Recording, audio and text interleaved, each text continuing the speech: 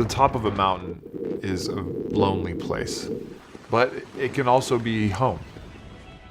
My name is Nelson Dellis. I'm a 4-time USA memory champion, and I climb Mount Everest to raise awareness for Alzheimer's disease. Because every minute, someone in the United States develops the disease. On the mountain, with these long climbs, you're in the dark, sometimes climbing alone, just with the sound of the crunching of the snow under your feet. You're often just you with your own mind. So to kind of forget the danger around you, you have to go into this headspace.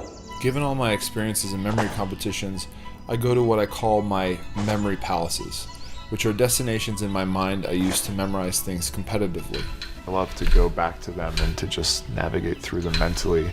Suddenly I feel good. Everything's gonna be okay, because I'm actually somewhere else. It just kind of removes the harshness of where I actually am and replaces it with something that makes me feel comfortable.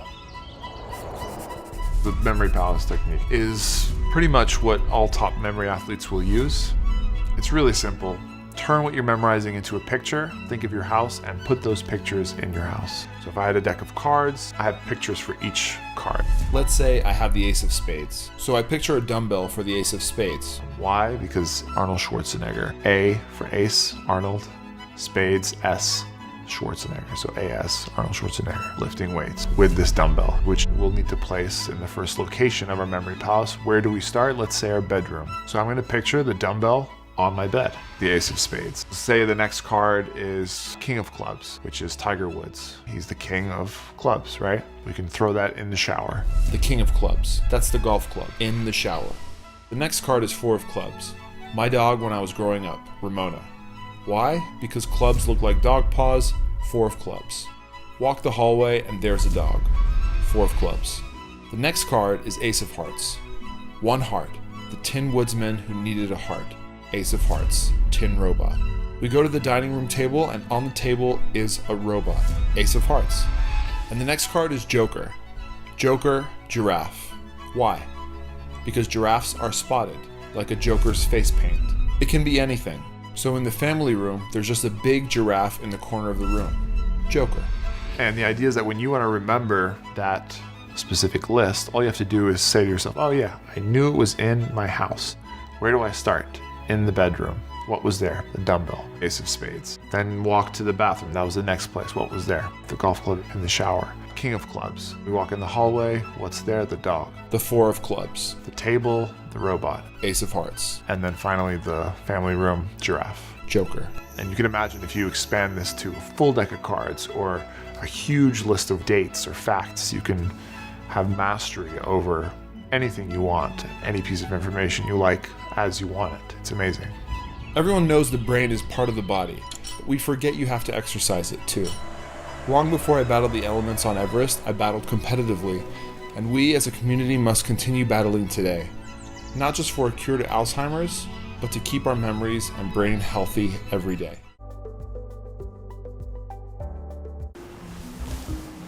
Okay, this is me reciting pi. 3.1415926. This is Nelson Dellis. He's a 4-time memory champion, Grandmaster of Memory, and multiple memory record holder. Speaking is Dr. Julia Shaw. This video will teach you a technique that is over 2,500 years old. The method of loci, also known as the memory palace. We'll explore the science behind why this ancient technique is so effective in helping you to hack your own memory. And remember absolutely, well, almost anything. Things like memorizing speeches, names of people you meet, even decks of playing cards, and in my case, 10,000 digits of pi. Before we get into those digits of pi, let's apply this technique to a relatively simple list, the 7 wonders of the world. So the first step is to take each of those 7 items and turn them into a picture. So the Great Wall of China, I think of a wall. Christ the Redeemer, I might think of Christ. 3 was Machu Picchu, I think of Peru, I think of a llama. 4 was Chichen Itza, maybe it's a chicken pizza. That's close enough, chicken pizza. Colosseum, which is in Rome, so maybe you can think of like a gladiator. 6 was Petra, I think of like my pet or your pet. And then 7 was Taj Mahal, I might think of like a bowl of spicy curry or something like that. Using juicy mental images like these is extremely effective. What you want to do is create big, multi-sensory memories, where you can almost see your image of Christ or feel the fur of your pet against your hand. Maybe you can smell the spicy curry. And in this case, Nelson has placed the details he wants to remember into a space he knows really well, his own house. So the first location is the entryway to my house, and we have a wall for the Great Wall of China. So imagine opening up my entryway and boom, you're faced with this massive wall. So then we make our way mentally through my house to the next location, right next door. So I'm gonna imagine my next image, Christ, for Christ the Redeemer. He's just chilling on the couch, watching TV. The weirder, the better. Next, we go into the kitchen. That's next to the living room. So I can imagine my stay-at-home llama cooking up a meal in the kitchen. Next, we go to the staircase. So I'm gonna imagine all over the stairs are a bunch of different pizzas with live chickens on them, just squawking away. We get upstairs, we go into my office, and inside there we have our gladiator fighting to the death. Crazy stuff. Then we walk down the hall to my bedroom, and on my bed is my pet, urinating all over my bed. And then finally, we make our way to my bathroom, and inside is me or yourself on my toilet because you ate too much curry. Those are the types of images that you don't tend to forget. But not everything is quite as easy to turn into weird images that interact with your memory palace as the 7 wonders. For example, how do you learn the first 10,000 digits of pi? The first step is paying attention. Full, effortful attention. We'd love to give everything our full attention so that we could remember everything, but that's wishful thinking. The goal is to make things interesting. When I decided to memorize 10,000 digits of pi, I would tell myself this mantra. I want to memorize this. I want to memorize this. It's a simple mantra, but it would align my attention and focus on the task at hand and help me remember it better.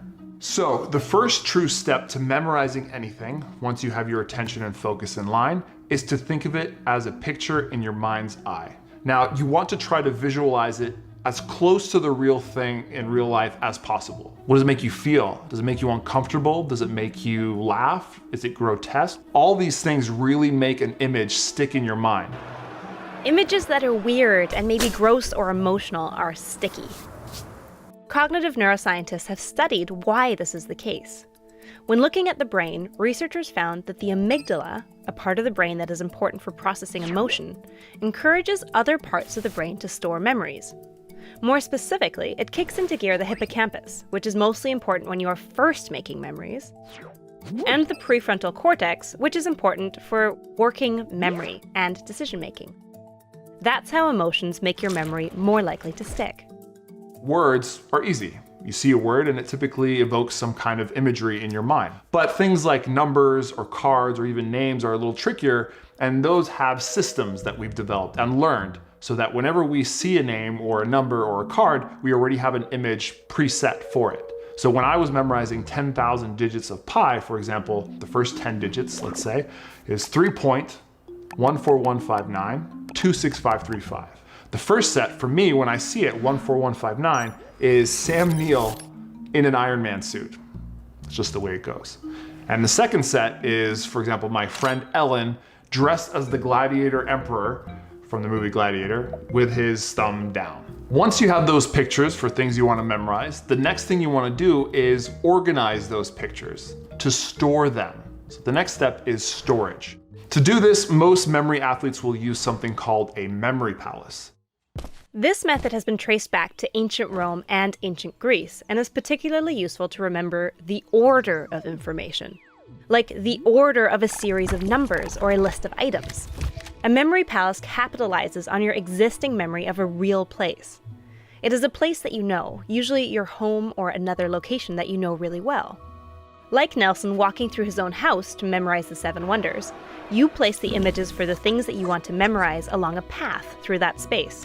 When you need to remember the list, you can mentally retrace that same path and pick up the images that you left there. For those 10,000 digits of pi, which I broke up into groups of 5, I needed 2,000 locations. So my memory palace was huge. And the way I approached that is I basically took my hometown, Miami, and I broke it up into neighborhoods. And each neighborhood housed 1,000 digits each. So I had 10 different neighborhoods that all kind of connected one after the other, and each one had 200 locations. Each one housed those 1,000 digits. Neuroimaging research has shown that people show increased activity in this part of the brain when learning memories using a memory palace. This means that the technique helps to bring in more parts of the brain that are usually dedicated to other senses. The parietal lobe is responsible for navigation, and the occipital lobe is related to seeing images. By activating these two additional areas, your memories are bigger and better connected. Once you've encoded the information and you've stored it in your memory palace, the next logical step is to keep it there. Now, the only way to do this is through review. Mentally reviewing a memory palace only means walking through your memory palace in your mind and seeing the weird imagery that you left there. In the case of the 10,000 digits that I memorized, I was reviewing constantly. And I have to because it's so much information. So I would do it when I would run, before I would go to bed, in the shower, while I was driving the car. I tried different ways to access that imagery or to jump through my memory palace. And those different kinds of reviews were key to fortify and strengthen those connections. Most memories never make it into your long-term memory. That's why it's so important to repeat the information, to transform a short-term memory into a long-term memory. 5, 8, 9, 7, 9. So that you can access it during, for example, a memory championship. To become a memory champion, I had to work at it every day, train very hard, and make it something that was just instinctive to me. And that only came with practice. If you want to remember almost anything, you can create your own multisensory memory details and your own memory palace. And if you're thinking, that sounds like a lot of work, well, that's why it's effective. The more attention and effort you put in, the better your memory will be.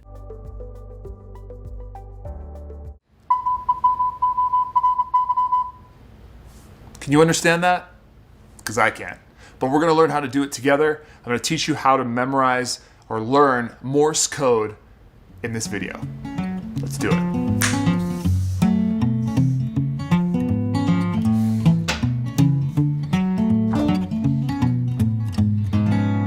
So the story goes that Samuel Morse was away from his wife and got a letter saying that she was very sick. He immediately went home, which took him a lot of time, and by the time he got home, he found out that she had actually already passed away and was even buried.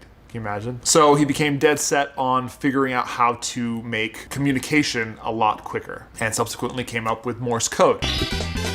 Here we go! What we're gonna do in this video is figure out how to get it in our heads. I'm gonna teach you two ways, and I'm gonna learn it at the same time. One way is just kind of the quick and dirty way. It's not going to take very much time. And what it'll do is it'll put enough information in your head so that you, along with a piece of paper, can write out basically the Morse code chart. And from there, you could listen to Morse code or write it, so you would have the chart in your head. Now that's great for that specific purpose, but if you heard Morse code randomly in a restaurant or on an airplane or wherever you are, you would have to quickly jot out this chart and figure it out. Chances are you probably can't do that. So the second version of memorizing Morse code will be how to actually memorize what the sounds are for each letter, so that if you ever hear Morse code, beep, beep, beep, beep, beep, beep, beep, beep, beep, you can actually translate it as it's happening to you, which would be pretty cool. So the very basics of Morse code is that it's made up of dots and dashes. Dot and a dash. Now, different combinations of the dots and the dashes will produce different letters, and then different combinations of those letters will obviously create words. And then combinations of words will create sentences, combination of sentences will create paragraphs. When you're beeping out each letter, dots take up 1 beat, and then dashes take up 3 of those beats. Now, the reason that tempo matters is because obviously when you get to different words, you want to have some kind of spacing between it. Space between 2 letters in a word would be 3 lengths or 3 beats, and then between words would be 7. Okay, so that way you can build words and you know where one letter starts, one word starts, etc.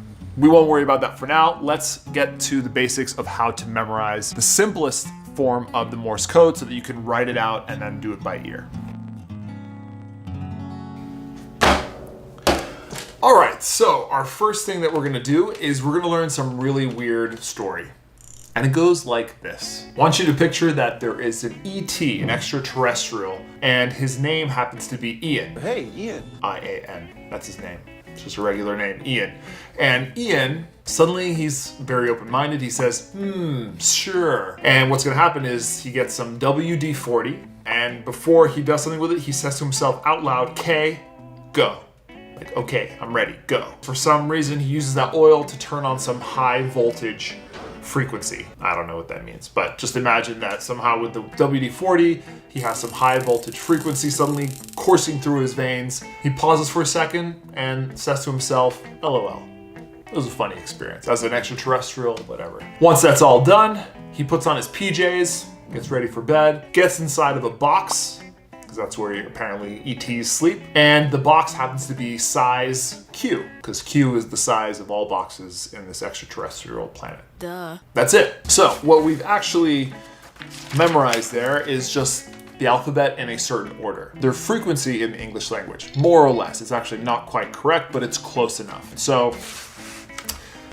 if we write out what we have E-T, right, E-T. His name was Ian, right? Then he said, sure, M-S-U-R. Then he gets the WD-40, W-D, and says K, go, K, go. Then he turns on the high voltage frequency, pauses, right? I'll put a space here. Laughs to himself, LOL, that's just an L. And then another pause, he puts on his PJs, gets in a box, BX, and then it's size Q. Here's a little bit of a stretch, but CYZ. So CYZ, and then Q. The way it works is actually there's a binary tree that can be drawn. If I have my letters here, you start at the top, I'll put a little circle here. That's where you start, and you branch out. At every node, you branch out. So to the left and to the right, I'm gonna read from left to right the alphabet that I just wrote down here. So the first one will be E, then T. And those happen to be the most frequent letters in the English alphabet. Then we branch each of those down further into 2. And my next 2 letters are I and A. And then we have N and M, which is going across from left to right. We continue down, breaking those into further things. I'm running out of room here, but I'll show you the actual chart in a little bit. So after M was S, U, R, W, D, K, G, O. And so on and so on. I'll let you guys finish that. I'll show the graphic in a second so you can follow along completely. So if you go down the branches to the left, that's a dot. And going right down a branch is a dash. And you can literally read out what each letter is if you follow this track and say to yourself, okay, if I'm going left, that's a dot. If I'm going right, that's a dash. And then you just compile them all together to create the letter. If I go to the left for the E, that's just a dot. And that is the Morse code for E, dot. And then if I go to the right for T, it's a dash. Now let's say we want to get to S. Now what am I going to do? I'm going to follow my branches here. I go down the E, that's a dot. I go down the I, that's another left move, that's another dot. And then I go another left branch move, that's another dot. So S happens to be dot, dot, dot. Let's say I want to go to O. I would go down to T, that's a dash. Okay, so I have a dash so far. I go down to M. Again, that's to the right, that's another dash. And then I go to O, that's another dash. So O is actually dash, dash, dash. So now if we look at this chart there's one more layer, I didn't draw it out here, but you can see it in the chart. You see H, V, F from the leftmost, and then there's a space. Remember I told you there was a space? The L sits there alone as the left part of R. Then we have PJ, BX, CY, ZQ. It just goes all the way across. And then of course the last 2 under O, there's no more letters of the alphabet. But let's say we want to figure out what B is, right? Which is pretty deep down the tree. So I go to the right to get to T, that's a dash. I go to the left to get to N, that's a dot. I see that I have to go down to D and B, which are both dots. So B is actually dash, dot, dot, dot. Cool. So the next step, we're going to memorize what each letter actually sounds like. People who are very proficient in Morse code have suggested that you should not learn what it looks like as a mnemonic. So, because my first instinct was, okay, maybe I'll look at what each letter looks like as dots and dashes, and I'll think of a picture, something that it looks like. But apparently that's really tough, and once you learn it that way, it's actually hard to translate it to audio. So the suggestions I've read are to turn it immediately into some sound, and then that will always help you remember when you hear the sound, which is ultimately what you want to be able to do. So the way this works is for every letter in the alphabet, we're basically gonna have a little phrase, okay, that has some kind of stress on syllables that will help you remember a dot versus a dash. Remember, a dot is very quick and a dash is a bit longer, more stressed upon. So the word that we're gonna come up with, or the phrase, it's gonna have a similar structure as the dots and dashes of the actual letter itself. So let's start with our first example here, the letter A. Now, if I just remember the word apart, the way I stress it in my head is apart. The A is short, the part is long. We have a dot and a dash. Apart. And some of these are totally weird. Hopefully they're weird enough that you can remember them. So B is gonna be Bob is the man. Bob is the man. Bob is the man. Bob is the man. Bob is the man is dash dot dot dot. Bob is the man. Now, it's important when you learn these, as I'm saying them, is to hear them as I stress them, because that's going to help you remember them. Bob is the man. Bob is the man. Bob is the man. Beep, dot, dot, dot. Let's move on to C. This one's easy. I just think of Coca-Cola, but I pronounce it like this. Coca-Cola. Coca-Cola. The way Morse code is for C is dash, dot, dash, dot. D is dog did it. Dog did it. The dog did it, right? Whatever the dog did, he did it. So dog did it, which is dash, dot, dot. Let's move on. I'll do a few more of these and then we'll kind of go through it a little quicker. You can spend your time learning those and practicing vocalizing it with those stressed syllables, right? So you know what it's supposed to sound like, what it will be like in dots and dashes. Okay, so E, this is my favorite one and the easiest to learn. You may not even need this since we know, if you remember from the chart, that it's at the very top of our tree. It's just a dot. The way I remember it is I just remember like someone questioning. Very quick. It's just a dot. That's easy. All right, so for F, fetch a fireman. Fetch a fireman. Can you guess what that is? Dot, dot, dash, dot. Fetch a fireman. Dot, dot, dash, dot. And remember, when you come up with these little weird stories, try to actually visualize what you're saying. Fetching a fireman? What does that even mean? Are you fetching an actual globule of flame and bringing it somewhere? Are you fetching a fireman, like an actual dude firefighter, right? Are you carrying him over your shoulder? All right, so G, this is one of my favorite ones just because it sounds fun, is good gravy. Good gravy. Dash, dash, dot. Good gravy. Just think of your Thanksgiving, your grandma's delicious good gravy. And as you're drinking that gravy, or you've poured it all over your turkey, you say good gravy. Just like that. All right, so the letter H, continuing on, is really easy. It's hippity hop. Everything is short, quick syllables, so that's just 1, 2, 3, 4 little dots. Hippity hop. So for I can remember I bid, like I bid on that thing on eBay that I wanted so much. I bid. Those are just 2 quick dots. I bid. Okay, J, I'm gonna think of the Jaws movie, and the phrase is in Jaws, Jaws, Jaws. So it's a dot, dash, dash, dash. In Jaws, Jaws, Jaws. Okay, K is a good one.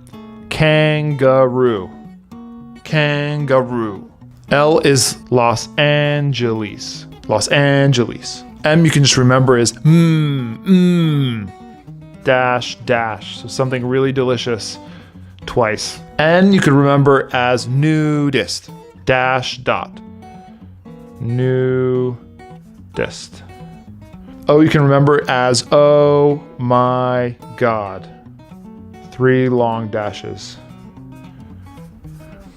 This is a fun one. P is a poopy smell. Dot, dash, dash, dot. A poopy smell. Q is God save the Queen. Dash, dash, dot, dash. God save the Queen. R, you can remember something rotating. Rotation, rotation, rotation. S, we said before, is going to be dot, dot, dot. And the way you can remember that is just think of some really Spanish person saying si, si, si. For T, we have just a dash. Remember, it was at the top of our tree here, just a single dash. You can just remember it with a single long stress word that is starting with T, like tall. All right, for you can use the word uniform and say it like this: uniform, uniform. So dot, dot, dash, uniform. For this one, it's victory V. Quick 3 dots and a dash. Victory V. Dot, dot, dot, dash. Victory V. There you go. W, I think of World War, so you could say the World War. The World War. The World War. And so for X, we have X marks the spot. X marks the spot.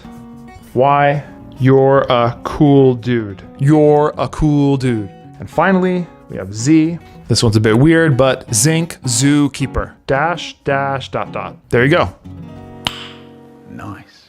So there you have it. You now have this lovely piece of paper committed to memory based on what you heard me say weirdly. So now let's see if you can actually understand what was being beeped out at the beginning of this video.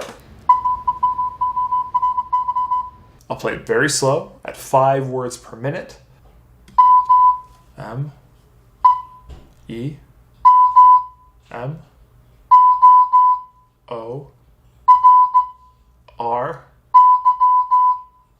Y. Memory. What happened? I think he's talking. Just not with words.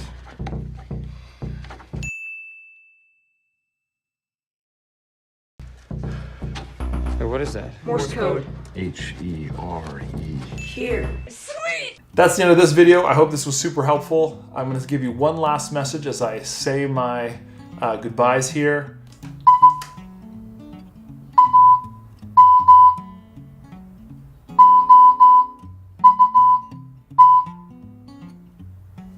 I'm out. Ever met someone, asked for their name, forgotten it just a moment later? Have you ever gone and parked your car only to come back hours later and not even have a single clue where you put it? You ever walked into your house, tossed your keys, and right when you were in a rush to leave the house again, you could not for the life of you remember where you put those keys? Or what about an appointment or an anniversary or state capitol that you knew, but you just couldn't pull it up out of your memory? All these kinds of memory blunders are all too common, but they don't have to be. I have an average memory. That's what I would have said about my memory about 12 years ago. But sadly, my grandmother passed away from Alzheimer's disease, and the loss really inspired me to research and learn about memory and memory techniques. What I discovered is that memory is actually something that can be changed. It can be molded. With the right tips and strategies, you can actually have a memory that's way better than you think you have. Memory is the most important skill you can master in the 21st century. And believe it or not, thousands of years ago, these techniques were highly developed. Many people knew how to do them. In fact, having a good memory was synonymous with being intelligent, being useful, being powerful. All these things have to do with having a good memory. So it was very important to have it. Back then, most people cultivated this skill of having a good memory.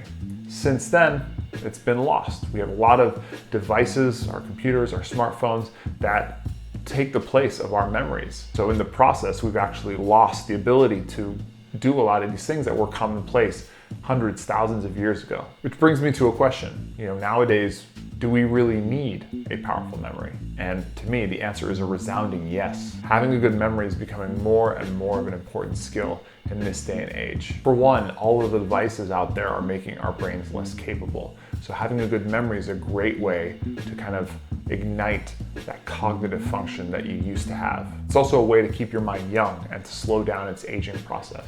Not only that, it's really nice to not have to rely on technology, knowing that this supercomputer in your head can do everything for you. Now, a small disclaimer. Does it mean that you can learn these techniques and master them overnight? Well, it depends. And it depends on the person, it depends on their work ethic. But the important thing to note is that memory is a skill.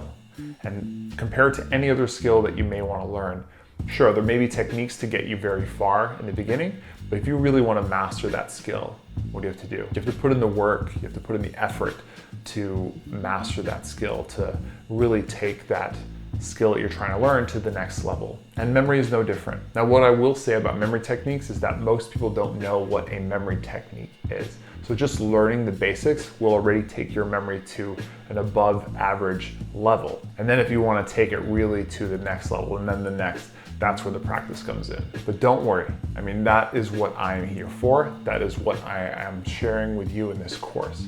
It is how to, first of all, learn those techniques and take your memory to this level, but also how to push past that so that it helps you improve your memory continuously for the rest of your life. And what my goal is to give you the techniques and the strategies to expand on that so that it impacts your life in a radical way, for the better, of course. So let me put this out there. If you're serious about taking your memory to the next level and you're willing to put in a bit of work, and I hope you are, because I hope you value or understand what having a good memory could potentially mean for your life, then the sky's the limit as how far your memory can grow and improve. All right, now that we have that out of the way, here's what I can guarantee in this course. This course is everything that I've ever figured out, spent time on, tried, but it didn't work. All of that is in this course. All of that knowledge that I've accumulated over the years is in this course, and it's here to help you. And on top of that, I really honestly believe that it's some of the best memory improvement content out there. I'll be 100% straight up with you. I know what I'm talking about. I'm not some self-help guru. I'm not a psychologist. I am the guy who is in the trenches, really using these techniques, figuring out the ins and outs, and pushing it to levels that, the majority of the world don't get to access. It's a fresh take on memory techniques from me, 100% up to date, and it's backed by a memory champion. I believe that if there is a program that's going to help you master your memory, this is the one. And like I said before, this isn't just about teaching you the memory techniques. That's a part of it for sure, but it's also how to take those techniques, build out a training plan so that once you're finished with the course, you can continue on by yourself. You'll know how to do that because I've coached you how to do that. You've seen how I've trained you, and you can take that into the rest of your life so that your memory is constantly growing. It shouldn't stop when the course stops. All right, let's talk about what you're getting. What's in this course? It's years of work that I've done behind the scenes, all packed into this course for you that's designed to help you become knowledgeable on memory techniques, to help you push your brain to the next level, to help your brain get healthier, to help you reprioritize what memory means to you in your life so that you can master your memory for life. I mean, anyone who wants to learn what I do and how I do it exactly, this is the class. This is what it is. And one of my favorite kind of takeaways about memory techniques is that it will make your life more memorable. At least the way I teach it, my methodology, my vision of memory techniques is all directed around how can you live a more memorable life? How can you make it more memorable? How can you remember more of it? There are a lot of other courses out there. You sit through the program, they teach you the stuff, that's it. You're on your way. And I've met a lot of people who have told me, oh, I took this memory course years ago. Yet they're contacting me for more help. So clearly those techniques didn't stick. Why? For me, I want to give you the fundamentals of those memory techniques, right? I want you to have those, but I also want to develop something that will last with you for the rest of your life, that you can continue to work on past the age of this course. And then finally, I said this before, I want your life to be memorable. I want you to go through life and at certain points think back and be like, you know what? I remember my experiences better. Things are more rich to me now. I go to events, I go to meetings, I have vacations, and I remember more out of them because of these techniques that I've learned and that I've trained. For me, memory techniques have literally changed my life, and I hope that they can change yours as well. I hope to see you in the course. Thanks for listening, and I'll leave you with this. Memories are everything. Without them, we are nothing.